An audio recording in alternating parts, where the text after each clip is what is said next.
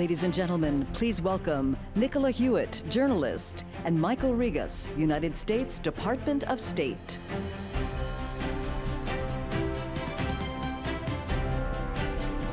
Good morning. Good morning. Well, good morning, everybody. It's my absolute pleasure to welcome Deputy Secretary of State for Management and Resources, Michael Rigas, to Concordia.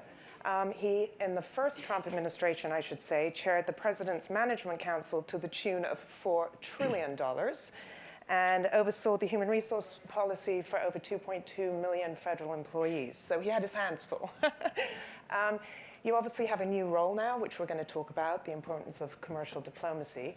But I think that this discussion is so very important. It comes UN General Assembly Week and on the final day of the Concordia Summit, which brings so many people from around the world, domestic, internationally, public policy, private sector. So simply put, tell us about your new job and what is commercial diplomacy? Well, great. Well, thank you, and it's great to be here with everyone. So my new job is, there are two deputy secretaries of state at the Department of State, and I oversee the management and the resources of the department, so making sure that everything that the president has said he wants to do, what he's articulated for his foreign policy priorities and objectives, that everything in the department, its people, its resources, its budget, its global footprint are aligned to efficiently and effectively execute on the president's policy priorities. So making sure that he's talked a lot about commercial diplomacy. In fact, he led the way on his first trip abroad to Saudi Arabia, Qatar, and the UAE in setting the stage for what he would like to see, how the United States ought to be engaging with the rest of the world. Well, let's talk about that Middle East trip, because as you said, it was a three-nation swing starting in Saudi Arabia onto the Emirates and then Qatar. Tell me how that commercial diplomacy kind of unfolded on that trip and how it really put America first, which is so important to the president's agenda. Sure. I mean, that, as you know, that part of the world has really been a nexus over the last, for as far back as most of us can remember, for how we've been engaging from a national security standpoint and from a sort of a military engagement standpoint. And I think the president really just wanted to pivot and show there are real opportunities for us to engage economically, and maybe that is a better way to advance the interests of the American people and the economy. So he came back with I think 1.2 trillion from Qatar and 600 billion from Saudi and from the UAE. So it was a mutual investment strategy. They were investing in the U.S. and also opening their markets for American businesses, so we can more closely tie together our interests and our countries and our economies in ways that really help American workers, bringing high-paying, high-tech jobs to the U.S. and more closely tying together our geopolitical and geostrategic interests in the region as well. So he's hitting a number of marks on that trip, really leading the way with economic and commercial diplomacy. Well, so let me ask you, you mentioned obviously the Middle East is a great market, but is there a bigger priority between existing or emerging markets as you embark on this phase of commercial diplomacy? I think, the president has taken a global view of this. You'll recall on, Liberation Day in April, where he set tariffs across the board for countries. That included every country and market on earth was really included in that in terms of what we were doing to level the playing field to ensure that countries that had access to the U.S. market were offering reciprocal access to American businesses and American companies. And I think that's something the president really recognizes in a way that as a businessman and as someone who's done business abroad his entire life and who's built something from nothing. If you look at his commercial real estate empire, he understands what it means to build something and the regulatory burdens that come with permit making and environmental studies and remediation, all the things that as a businessman you have to deal with to get something done, to accomplish something.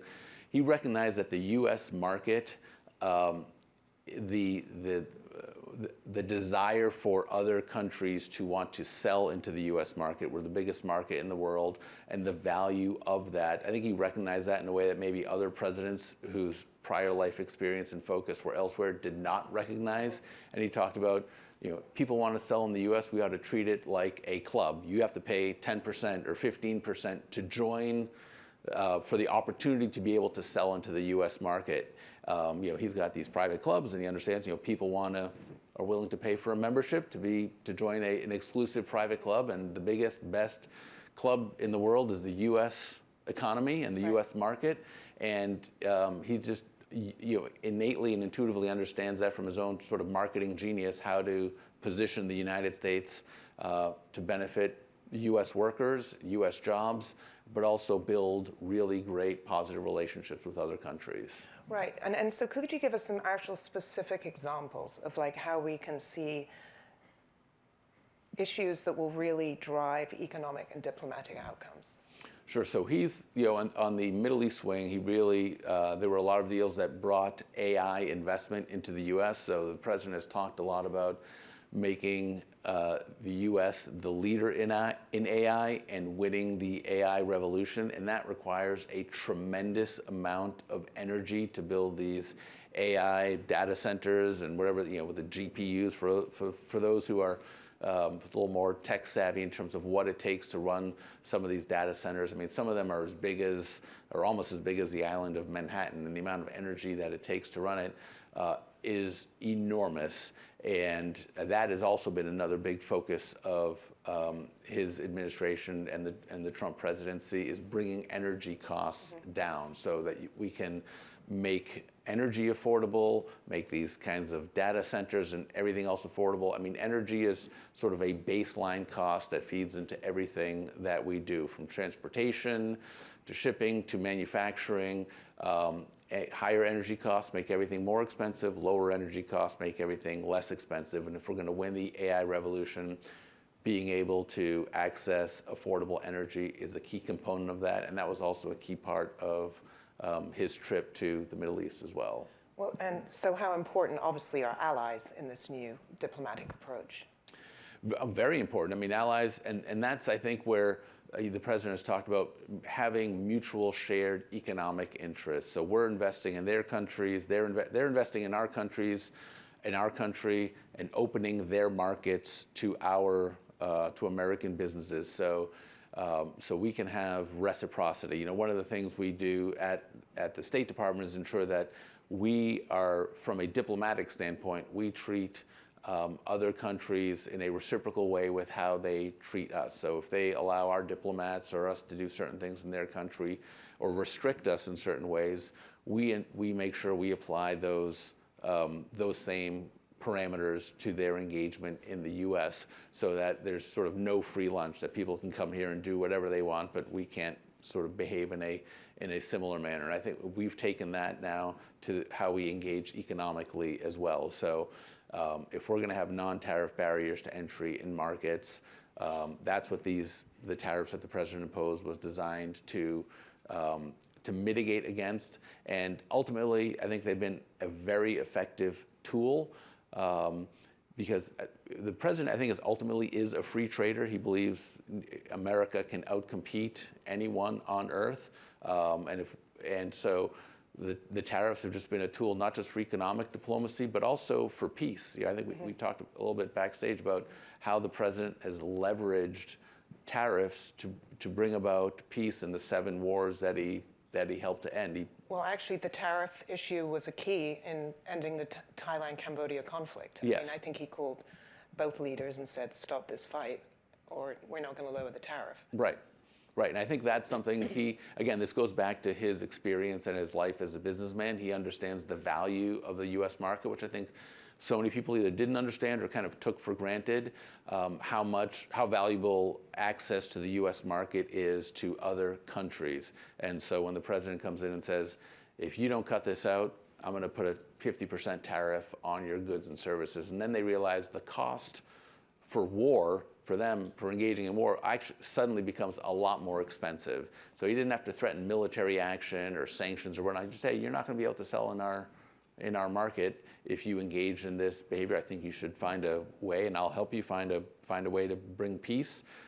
As the President of the United States, who better than the President to be a convener of people and to guarantee a peace and bring people together? And so he's really leveraged the economic strength of the United States to be able to do that, to bring peace to the world. Right. I mean, again, going back to the tariff, I think both countries were slapped at 49%, and then when they made an agreement and a ceasefire, it dropped to 19%. Yes. So it did work. Yes. And we were talking earlier, you're embarking on a trip next week overseas. Talk to us about some of the specifics of what success looks like for that trip.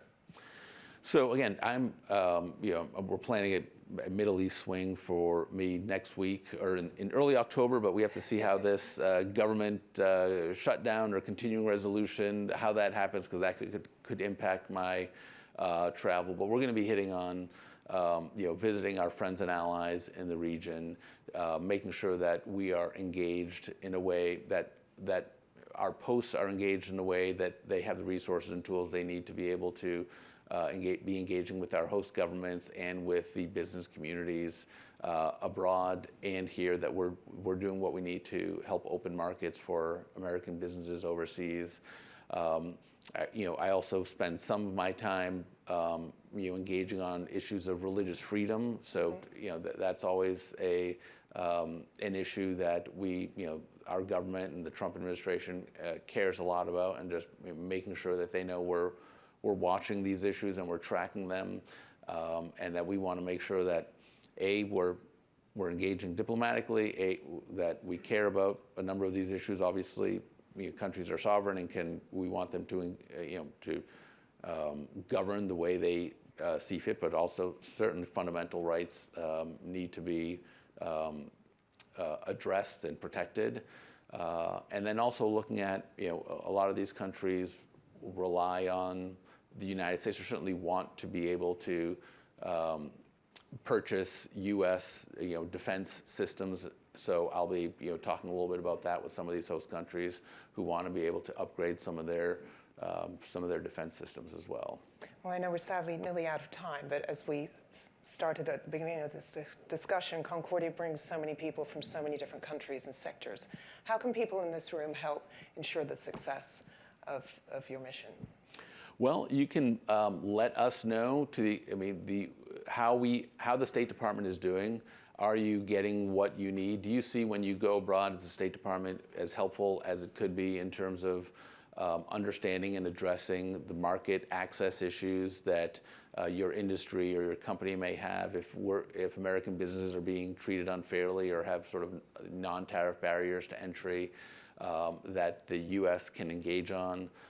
Or likewise, if you see opportunities where there's potential foreign investment opportunities, foreign direct investment opportunities for the U.S., where there are opportunities to do things in the U.S. that we would want to do. We just signed, there was just a deal where the Koreans came over and helped with shipbuilding in the U.S., and the Greeks are engaging on that as well. And building ships is a big thing the president cares a lot about, making sure we have a U.S. Navy, but also a merchant marine that can compete with the rest of the world and can meet our economic and our security needs around the world. Well, Deputy Secretary of State Michael Rigas, thank you so much. It's been an absolutely fascinating discussion, and we wish you much success. Thank you very much. Appreciate Thank you. it. Thank you. Thank you.